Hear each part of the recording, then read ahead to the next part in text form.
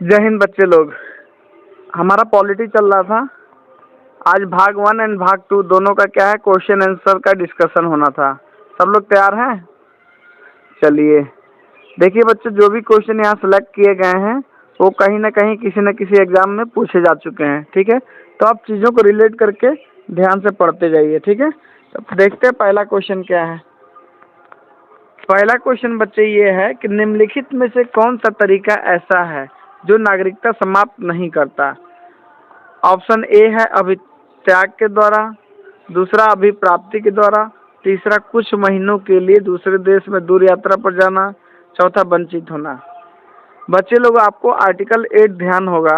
अनुच्छेद 8 क्या बोलता है कि आप किसी विदेशी राज्य में घूमने के पर्पज से, शिक्षा के पर्पज से या नौकरी के पर्पज से जाते हैं तो आपकी नागरिकता सुरक्षित रहेगी, आपकी नागरिकता को खत्म नहीं किया जाएगा। ठीक है, तो इसमें क्या है, option C is the right answer हो जाएगा। क्यों ऑप्शन सी राइट आंसर क्यों हो जाएगा?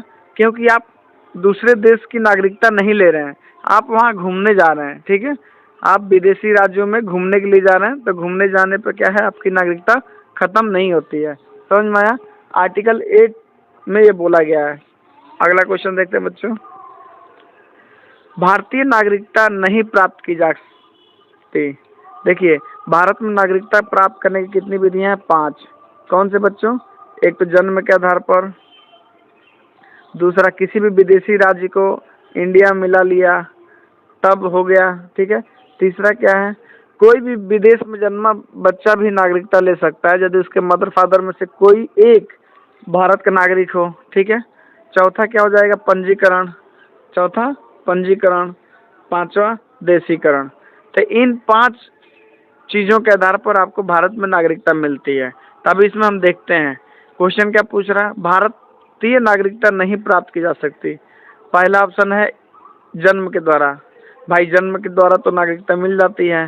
देशीकरण, देशीकरण के द्वारा भी मिल जाती है। ठीक है, तीसरा क्या है, किसी विदेशी राज्य को भारत में मिला लेते हैं तो नागरिकता मिल जाती है, तो तीसरा भी सही है। चौथा ऑप्शन क्या है, भारतीय बैंक में धन जमा करके, तो ये यही गलत है। ठीक है, तो राइट आंसर क्या हो जाएगा, ऑप्शन डी। ऑप्शन डी क्या है, भारतीय बैंक में जन जमा करके, मतलब भारतीय बैंक में जन जमा करके आपको नागरिकता नहीं मिलती है। तो option D is the right answer. अगला क्वेश्चन देखते हैं बच्चों।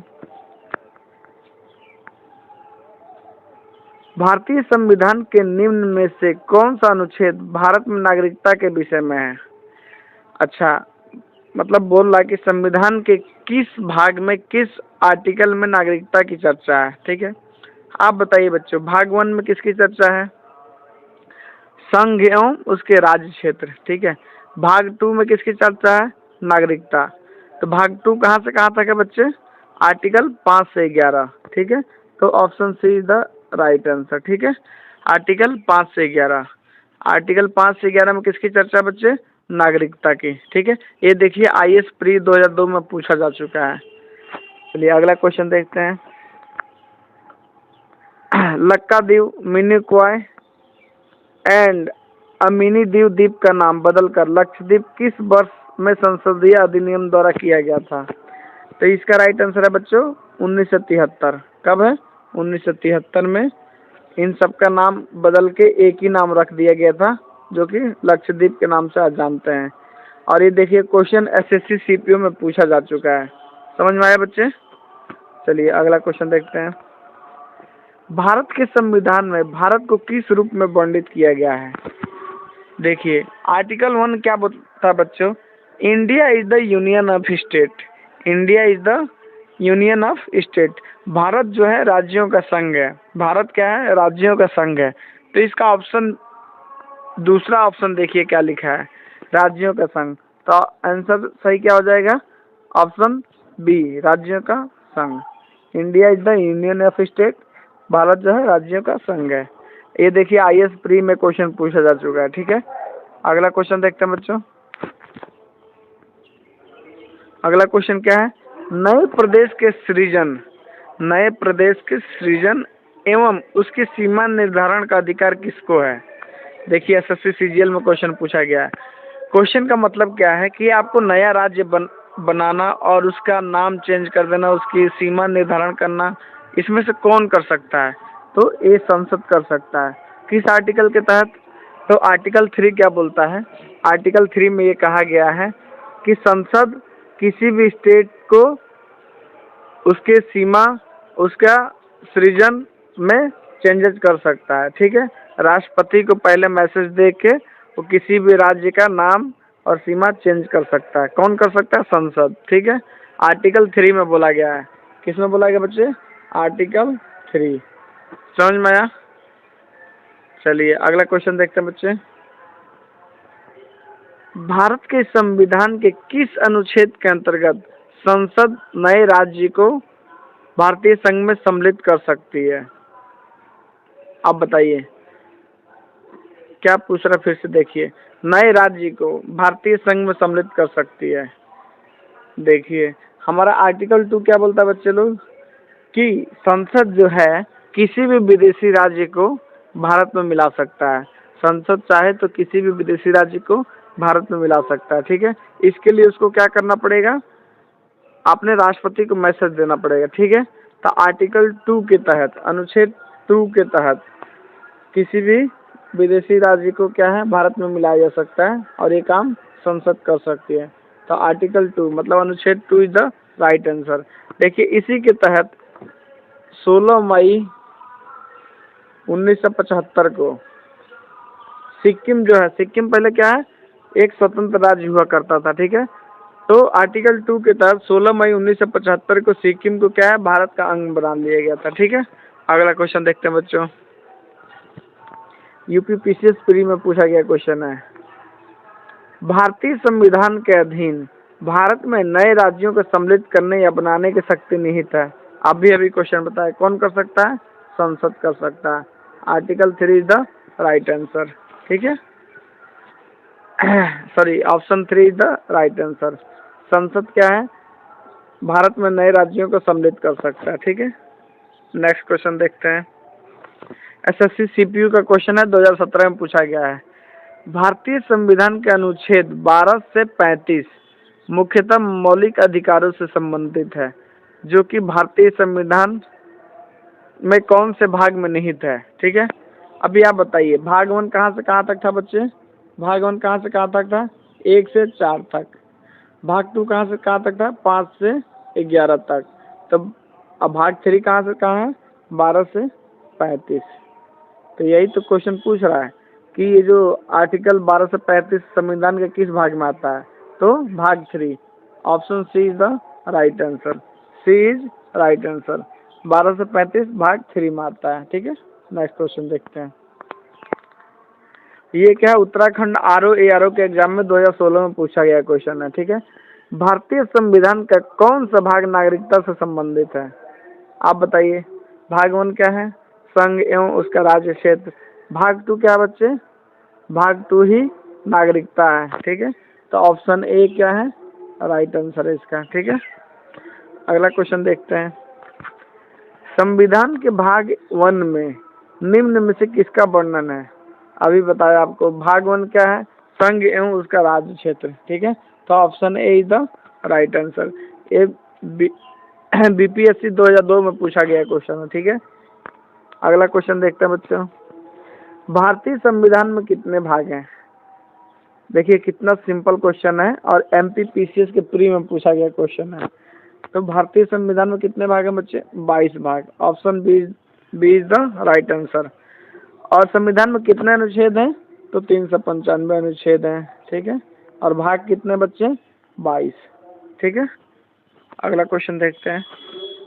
समानता का अधिकार, समानता का अधिकार संविधान के निम्न अनुच्छेदों में किनके अंतर्गत दिया गया है? बताइए।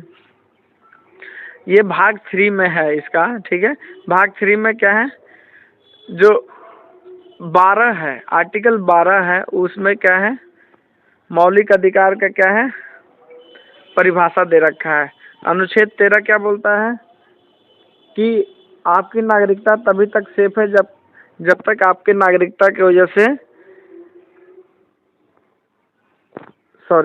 आपका जो मौलिक अधिकार तभी तक सुरक्षित है जब तक आपका मौलिक अधिकार किसी दूसरे के मौलिक अधिकार को प्रभावित नहीं करता है। ये हमारा आर्टिकल 13 बोलता है, ठीक है।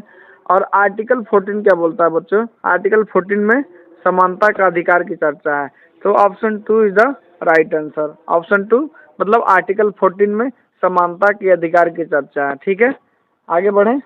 आर्टिकल 13 क्या बोलता है कि जब आपका मौलिक अधिकार तभी तक सुरक्षित है जब तक आपके मौलिक अधिकार से किसी दूसरे के मौलिक अधिकार का हनन ना हो रहा हो, ठीक है। ये आर्टिकल 13 बोलता है। आर्टिकल 14 में समानता के अधिकार की चर्चा है, ठीक है। आगे बढ़ते हैं बच्चे। मौलिक अधिकार कभी भी निलंबित नहीं किया जा सकता है।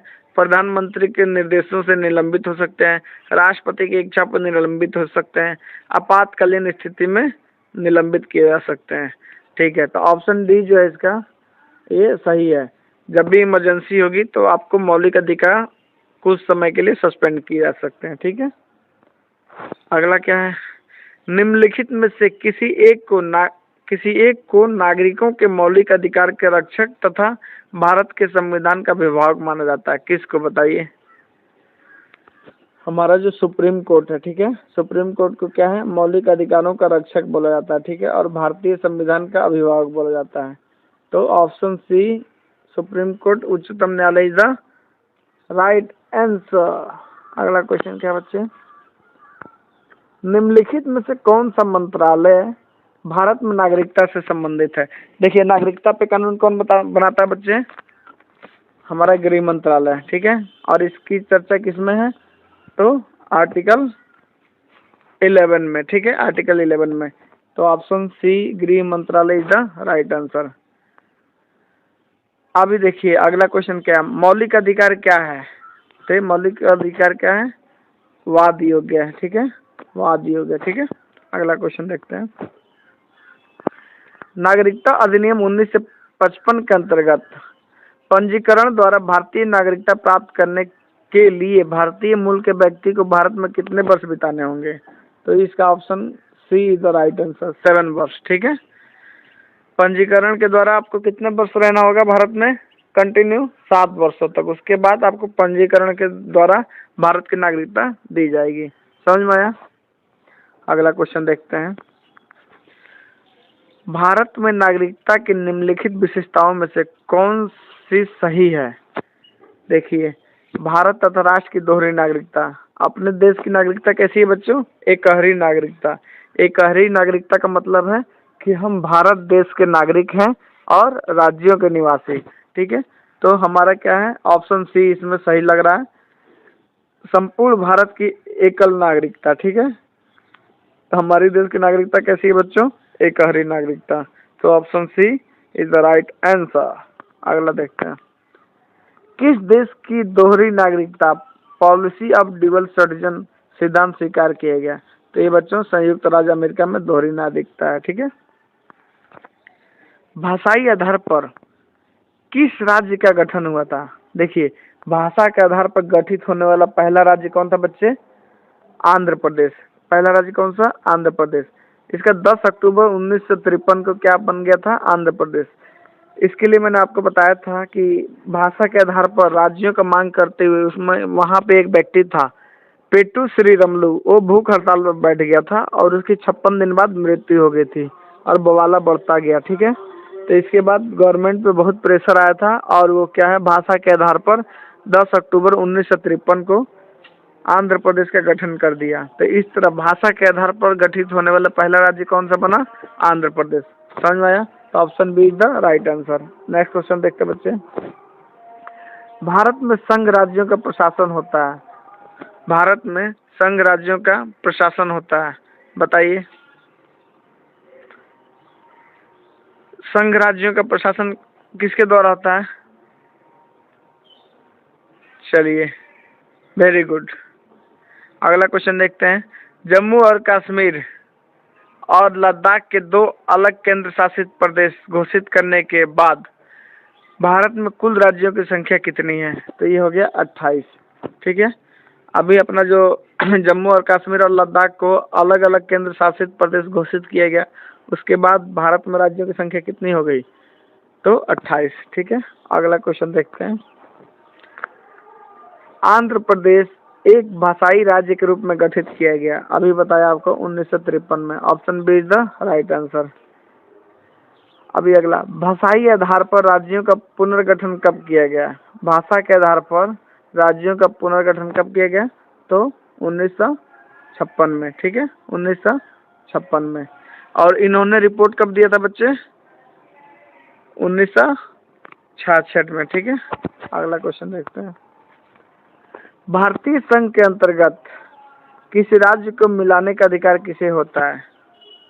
संसद को, बता दिया आपको आर्टिकल 2 के तहत। अगला क्वेश्चन देखते हैं। निम्नलिखित संविधान संशोधनों में किसके द्वारा सिक्किम को, ये क्या है, पूरा क्वेश्चन नहीं आया क्या? चलिए, ये क्वेश्चन पूरा नहीं है, इसको फिर कभी देखेंगे। अगला क्वेश्चन क्या है? नए राज्य के गठन की शक्ति निहित है। सेम क्वेश्चन संसद में। संसद क्या है? नए राज्य का गठन कर सकता है। अगला क्वेश्चन देखते हैं।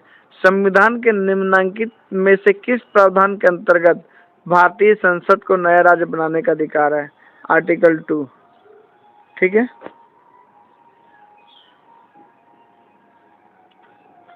नहीं, आर्टिकल 2 में बच्चों क्या है?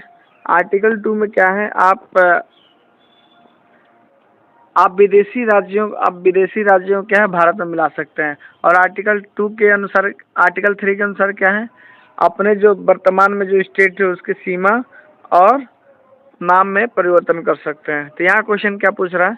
भारतीय संसद को नया राज्य बनाने का अधिकार आर्टिकल 2 के तहत। Option B is the right answer. ठीक है, अगला देखते हैं। राज्य पुनर्गठन आयोग ने 1 नवंबर 1956 को जो हमारा राज्यों का पुनर्गठन आयोग बना था, किसके आधार पर बना था? शाह आयोग। शाह आयोग का क्या है? उसने पुनर्गठन आयोग बनाया था। तो उन्होंने कितने राज्य और कितने केंद्र यूनियन बांटे, केंद्र शासित प्रदेश? तो उन्होंने 14 राज्य और 6 केंद्र शासित प्रदेश बनाए। ठीक है, तो option A is the right answer. अगला क्वेश्चन देखते हैं बच्चों। भारत के संविधान के अंतर्गत निम्नलिखित में से किसको राज्य की सीमाओं को परिवर्तित करने की शक्ति प्राप्त है? फिर से वही क्वेश्चन, संसद को। ठीक है, तो देखिए भाग 1 एंड भाग 2 से कितना ज़्यादा क्वेश्चन पूछता है। ठीक है, अभी हम भाग 3 की शुरुआत कल से करेंगे, ऑलरेडी स्टार्ट हो गया था। ठीक है, और आगे बढ़ेंगे। जय हिंद।